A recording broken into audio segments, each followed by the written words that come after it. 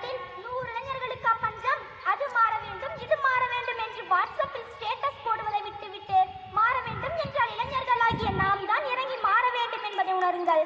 மாற வேண்டும் என்பதை குறிக்கோளாக கொண்டு 10 இளைஞர்கள் இணைந்தால் போதும், மாற்றம் தானாக உண்டாகும். இன்று உலக நாடுகள் எல்லாம் இந்தியாவை கண்டு அஞ்சுகிறது. ஏனெனில் இளைஞர்கள் அதிகமுடைய நாடு இந்தியா. இளைஞர்கள் இணைந்தால் எதையும் சாதிக்க முடியும் என்பது அவர்களுக்கு தெரிந்துள்ளது. இதற்கு சிறிய சான்றுதான் தமிழர்களின் பாரம்பரியமான ஜல்லிக்கட்டுக்காக இளைஞர்கள் போராடி வெற்றியை தேடி தந்தார்கள். ஆகவே தோனி அவர்கள் 26வது வயதில், அதாவது தன்னுடைய இளமை பருவத்தில் நம் நாட்டிற்கு உலக கோப்பை பெற்று தந்து நம் நாட்டை உலக அளவில் பெருமைப்படுத்தினார். தோனியால் முடியும் போது தோனிக்கு விசிலடிக்கும் இளைஞர் கூட்டத்தால் முடியாதா? சிந்தித்து பாருங்கள் தோழர்களே. இளைஞர்கள் சிறந்து விளங்கினால் மட்டும்தான் இந்தியா சிறந்து விளங்கும்.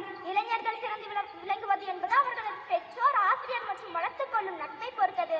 உலகிற்கும் உணவளிக்கும் உழவர்கள் கடன் படாமல் நாட்டின் பிரதமருக்கு அளிக்கப்படும் மரியாதை அவர்களுக்கு அளிக்கப்பட இளைஞர்களாகிய நாம் வழிவகுக்க வேண்டும்.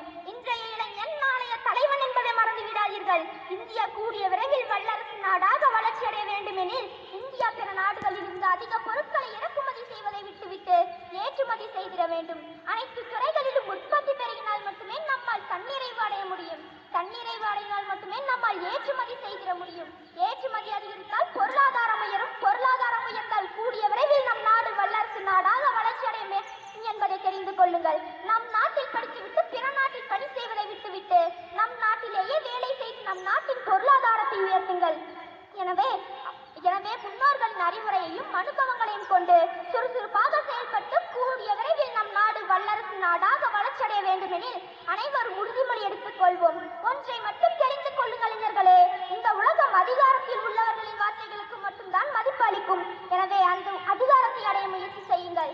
ஆனால் அதிகாரத்தை தவறாக மட்டும் பயன்படுத்தாதீர்கள். அதிகாரத்தை சரியாக பயன்படுத்தி நற்செயல்களை புரிந்து நாட்டின் அடையாளமாய் மாறுங்கள். பாரத நாடு பழம்பெரும் நாடு. ஈரரம் புதல்வரின் நினைவகற்றாக பாரதியாரின் வைர வரிகளை கூறி வாய்ப்பளித்தமைக்கு நன்றி செலுத்தி விடை